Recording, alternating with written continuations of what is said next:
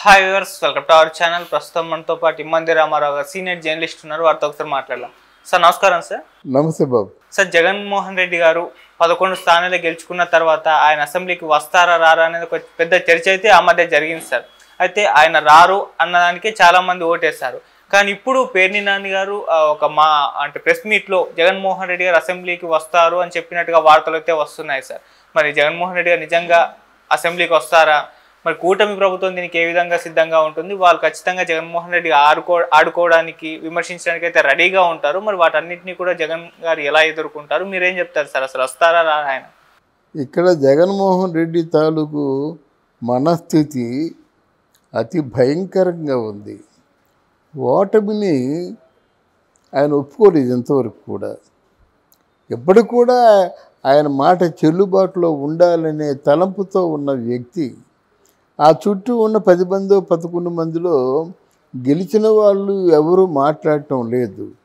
ఆ కొంతమంది ఆయన తాలూకు మౌత్ పీసులు ఉన్నారు కదా, వాళ్ళు ఓడిపోయినందుకు 1% కూడా బాధపడటం లేదు.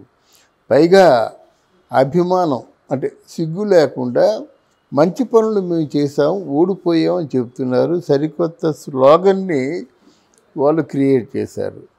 ఇది ఎలా ఉంటే సరే, ప్రజలు ఇచ్చిన తీర్పుని శిరస వహించి ఎవరైనా విజ్ఞత గల వాళ్ళు ఏమంటారంటే, మాకు ప్రజల తీర్పు శిరస వహిస్తున్నాము, మా వల్ల ఏవైనా కొంచెం లోపాలు మిమ్మల్ని ఇబ్బంది పెట్టినా బాధ పెట్టినా మనస్ఫూర్తిగా క్షమాపణ కోరుకుంటున్నాను, మీ ప్రేమ అభిమానం నా మీద ఎప్పుడూ ఉండాలని కోరుకుంటున్నాననే ఒక మంచి మాట చెప్పేసి ఆయన మామూలు జీవితాన్ని గడపచ్చు.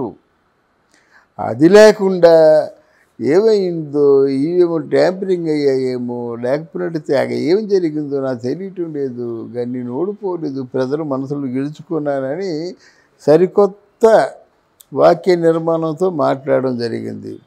ఆ మాట విన్నటువంటి పేర్ని నాని మామూలుగా టోను ఇంకా బాగా పెంచి ఎక్స్ట్రీమ్ స్టేజ్కి వెళ్ళి ఎవడొస్తాడో రమ్మను, పవన్ కళ్యాణ్ వస్తాడా, నా పోతా మిగతా వాళ్ళు లేరా అని చెప్పి రెచ్చిపోయి వచ్చి బిగుతాడా, ఇట్లా అన్పార్లమెంటరీ లాంగ్వేజ్ అది మాట్లాడడం.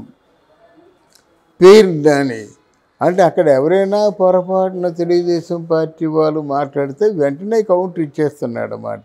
అబద్ధాల కౌంటర్లు చెప్తున్నారు. ఇంకా సజ్జల రామకృష్ణారెడ్డి ఎక్కడున్నాడో తెలీదు, భార్గవ రెడ్డి కూడా ఎక్కడున్నాడో తెలియదు. తర్వాత పెద్ద మనిషిగా కౌంటర్లు ఇచ్చినటువంటి పెద్దిరెడ్డి రామచంద్రారెడ్డి కూడా ఏం మాట్లాడటం లేదు. అసలు పొంగనూరులోనే ఆయన రాలేకపోతున్నాడు, పొంగనూరుకి రానివ్వటం లేదు. ఆ మిథున్ రెడ్డి కూడా నిన్న చాలా దాడి నిన్నే వస్తున్నట్టయితే ఈయనేమో తిరగబడ్డాడు, వాళ్ళేమో తిరగబడ్డారు. వాళ్ళు ఏం మాట్లాడక ముందే మిథున్ రెడ్డి ఏం మాట్లాడాడు, రాడ్లతోని మా మీద దాడి చేశారని కంప్లైంట్ ఇచ్చారు. అంటే వాళ్ళు చేసిన కంప్లైంట్లు అన్నీ ఇలాంటి ఫేక్ కంప్లైంట్లే చేస్తారు. వీళ్ళు కొట్టడానికి వెళ్తారు, తిరిగి ఆ ప్రొటెక్షన్ అడ్డుకున్నట్టయితే మా మీద ఈ రక్తపాతం చూడలేకపోతున్నా అన్నట్టుగా ఈరోజు జనసేన మాట్లాడుతున్నారు. ఈ 4-5 కూడా మాట్లాడుతున్నారు. అనిల్ కుమార్ యాదవ్ ఎందుకు మారిపోయాడు? ఎందుకంటే తెలుగుదేశం పార్టీ మీద తిరగబడాలంటే వీడికి సత్తువు కావాలి కదా. వీడి సత్తువు ఎక్కడుంది? ఎక్కడైతే తన నియోజకవర్గం ఉంటుందో అక్కడే సత్తువు ఉంటుంది. ఆయన అక్కడి నుంచి మార్పించేసి ఎక్కడో నరసాపురంలో పెట్టినట్టయితే ఆయనకి తెలుసు కదా, నన్ను కావాలనే మేకపోతును బలి చేసినట్టు బలి చేస్తున్నారు అనుకుంటాడు కదా.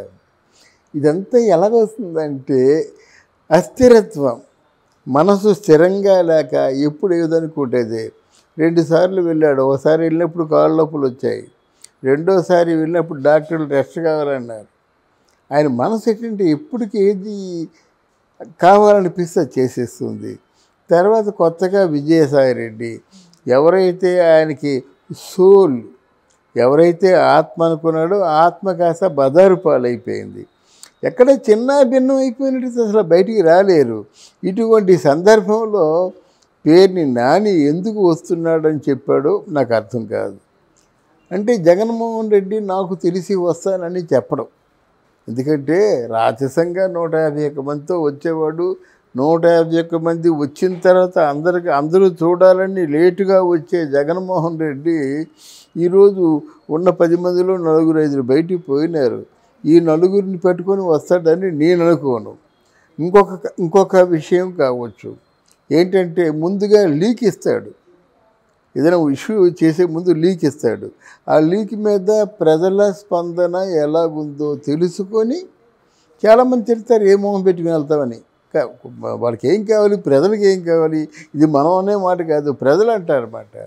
ఇట్లాంటి కామెంట్స్ అవి చూసుకున్న తర్వాత ఆయన అసెంబ్లీకి, నేను అనుకుంటున్నాను నా పరిజ్ఞానం సహకరించిన మేరకు అసెంబ్లీకి రాడు అని ఏమనుకుంటాడంటే, వచ్చే 5 ఏళ్ళు కళ్ళు మూసుకుంటే గడిచిపోతాయి, ఆ తర్వాత మనం స్వయంగా పోటీ చేసి గెలుద్దాం అన్నటువంటి ఆలోచనతో, అంటే పిచ్చ ఆలోచనలో ఉన్నాడన్నమాట. ఏదైనా ఒక ఇద్దరి మధ్య కొంత డిఫరెన్స్, ఒక 30 సీట్లు 40 సీట్లు అయితే పుంజుకుంటాడు. అసలు పూర్తిగా పతనం అయిపోయింది కదా, పార్టీయే పతనం అయిపోయింది. ఇటువంటి పరిస్థితుల్లో మళ్ళీ రాడు అన్నదే నాది ఉద్దేశం అన్నమాట. అంటే పేర్ని నాని ఎందుకు చెప్తారు సార్? అంటే జగన్మోహన్ రెడ్డి గారి సమాచారం ఉండే కదా ఆ లీకు. అంటే ప్రజల స్పందన ఎలాగుంటుంది, అసెంబ్లీకి వస్తాడు అంటే ఎలాగుంది, రా అన్న వచ్చే పోట్లాడు చెయ్యు, వాళ్ళు ఒక్కొక్కరు పూర్తిగా పగలగొట్టు అని అంటారు కదా. అటువంటి వెరీ పాజిటివ్ రెస్పాన్స్ వస్తుందేమో ముందు చూసుకుంటాడు. మరి రెస్పాన్స్ ఎలా ఉంది సార్? రెస్పాన్స్ అంటే వస్తాడంటే ఇప్పుడు చూడాలి కదా రెస్పాన్స్ ఎలాగ ఉందో. అయినా వీళ్ళ మాటల మీద ఎవరికి స్పందన ఉండదు, వీళ్ళ మాటలో క్రెడిబిలిటీ ఎవరికి లేదు. కొడాలి నాని మాటలు ఎంతమంది వింటారండి? ఒకవేళ విన్నా సరే ఎన్నిసార్లు మాట్లాడిన అదే మాట కదా, నీ అమ్మ మొగుడు, నా అమ్మ మొగుడు, నా బొచ్చు నీ బొచ్చు తప్ప ఇంకేదైనా ఆ రొచ్చు మాటలు తప్ప ఇంకేమైనా మంచి మాటలు మాట్లాడతాడా? అనిల్ కుమార్ యాదవ్ వాడేమో డ్రామా యాక్టింగు, అంబటి రాంబాబు ఆయన ఒక డ్రామా యాక్టరు. ఆయన ఒక మాట చెప్తూ, పోలవరం ఇక ముందు నా పరిజ్ఞానం సహకరించిన మేరకు పోలవరం పూర్తవ్వదు, ఎందుకంటే ఇంజనీర్స్ అందరూ చూసి ఎట్టి పరిస్థితుల్లో పోలవరం పూర్తి అవ్వదన్నారు. అదే నాకు అర్థం కాకపోయినా సరే అడ్వైజరీ బోర్డు మెంబర్ల తాలూకు సలహా తీసుకొని పోలవరం పూర్తి అవ్వదని మొట్టమొదటిసారిగా చెప్పిన మనిషి నేనే అన్నారు. గోళ్ళు నవ్వుకున్నారు. అప్పుడే పోలవరం పనులు అయిపోతున్నాయి, ఆ జాతీయ హోదా కదా ప్రాజెక్టుకి, వాళ్ళు కూడా సిద్ధంగా ఉన్నారు, మీ తాలూకు సబ్మిషన్ ఇచ్చేయండి, మేము పనులు చేయించుకోండి అని చెప్పారన్నమాట. ఇలా ఉంటాయి వీళ్ళ మాటలు కనుక, వీళ్ళ మాటల్ని ఎవరు నమ్మరు.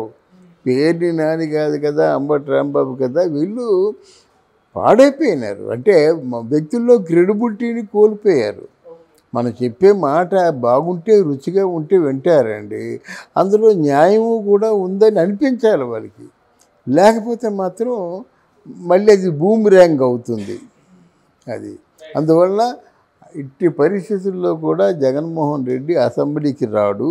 వచ్చిన 1-2 రోజులు తప్ప అక్కడ ఉండడు. ఎందుకంటే ఏవైనా తిట్టినట్టయితే అసెంబ్లీ ముఖంగా తిట్టారని చాలామంది వెయిట్ చేస్తున్నారు.